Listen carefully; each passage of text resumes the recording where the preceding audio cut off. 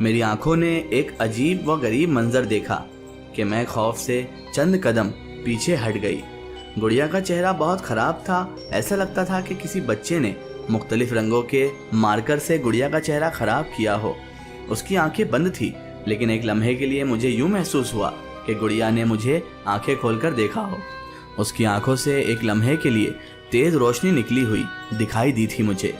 हैरत और खौफ के साथ मैं गुड़िया की तरफ गौर से देखने लगी।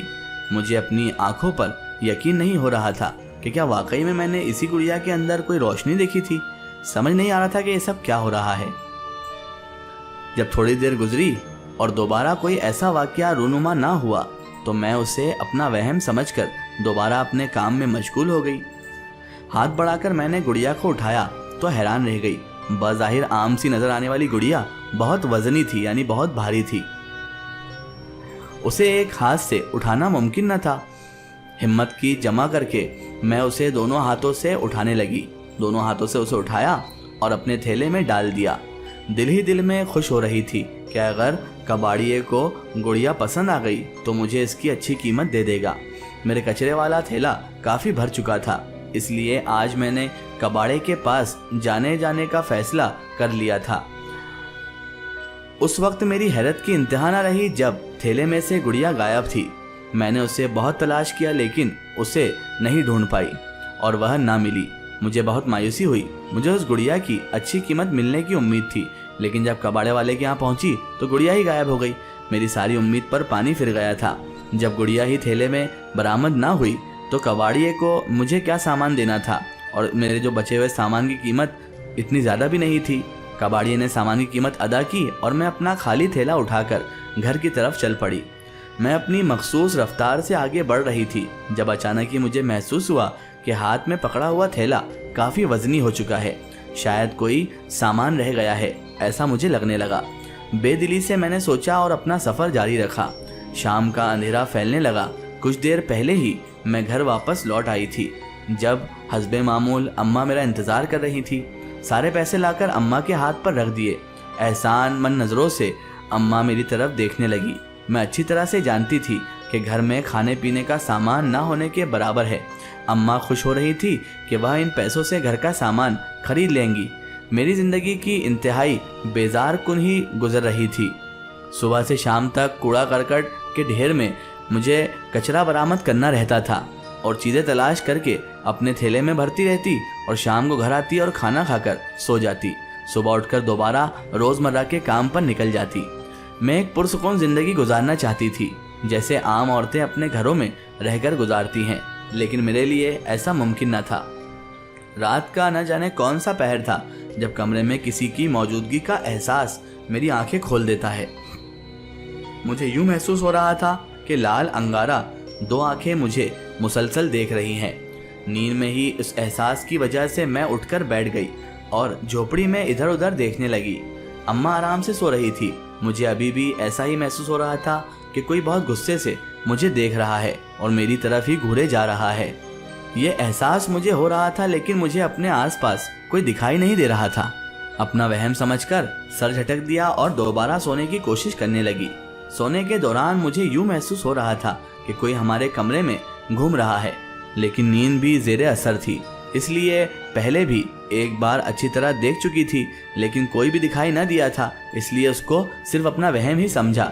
लेकिन सुबह अम्मा की चीख की आवाज़ पर मेरी आँख खुली तो जल्दी से उठकर बैठ गई। किसी अनहोनी का एहसास हो रहा था। अपनी आंखों के सामने का मंजर देखकर मेरी आंखें भी खुली की खुली रह गई। सारी झोपड़ी उल्टी पड़ी थी, हर तरफ सामान बिखरा हुआ था। अम्मा ने मेरे जहेज के लिए कुछ सामान इकट्ठा किया हुआ था, वो भी इधर उधर बिखरा हुआ था। ऐसा लग रहा था जैसे कोई आकर उधर उधर कर गया हो।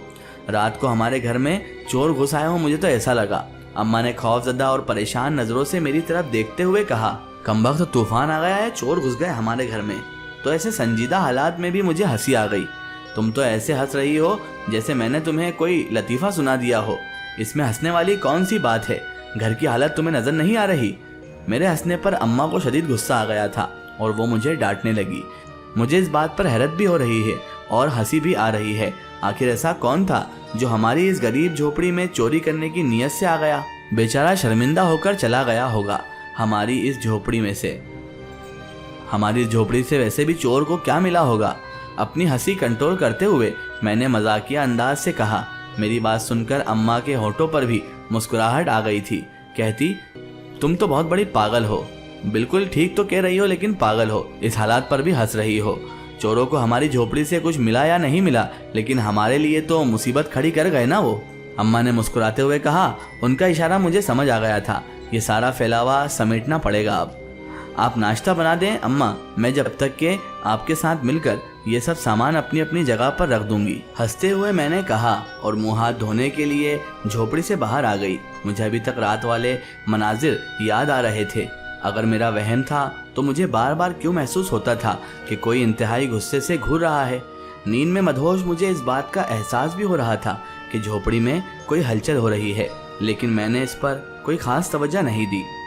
अगर जिम्मेदारी का मुजाहिरा करते हुए मैं ये जानने की कोशिश करती कि झोपड़ी से ये आवाज़ क्यों आ रही है, तो मैं सामान फैलाने वाले शख्स को देख सकती थी।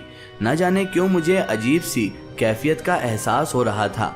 कोई ना कोई तो ऐसी वजह ज़रूर थी जिसकी मुझे उस वक्त समझ नहीं आ रही थी, लेकिन मैंने अम्मा के सामने किसी भी खदशे का इजहार नहीं किया था, वरना वो बहुत परेशान हो जाती। हमने चाय के साथ खुश्क रोटी बनाई जो हम दोनों ने इकट्ठे बैठकर खा ली। उसके बाद काम पर जाने की बजाय मैं अम्मा के साथ बिखरा हुआ सामान समेटने लगी। थोड़ा सा सामान था, जल्दी ही मैंने और अम्मा ने अपने अपने मतलूबा मुकाम पर पहुंचा दिया। अम्मा की सेहत बहुत अच्छी न थी, इसलिए मैंने उनके साथ मदद की थी। आज तुम्हें देर हो गई बेटा, इसलिए आज काम पर ना जाओ, अम्मा ने थके हुए अंदाज से चारपाई पर लेटते हुए कहा। मैं काम पर जाना चाहती हूँ, लेकिन अगर आप चाहती हैं कि मैं ना जाऊँ तो मैं नहीं जाती हूँ अम्मा। आपका हुक्म कैसे डाल सकती हूँ। अम्मा के सामने बैठते हुए मैंने फरमाबरदारी से कहा। मेरे जोड़ों में बहुत ज़्यादा दर्द हो रहा है बेटा। कल तुमने पैसे दिए थे, उन पैसों से घर की ज़रूरत का कुछ सामान ले आऊँ, लेकिन मेरे जोड़ों के दर्द मुझे परेशान कर रहे हैं। तुम ले आओगी? किचन का सब सामान खत्म है, अम्मा ने मिन्नत भरे लहजे से कहा। तो मैंने कहा, आप क्यों परेशान होती हैं अम्मा? अगर आपने मुझे बताया होता तो मैं कल ही सामान लेकर घर आती। अम्मा के कहने पर मैं खुशदिली से कहने लगी। मैं जानती थी कि उनके लिए पैदल चलना बहुत मुश्किल काम है।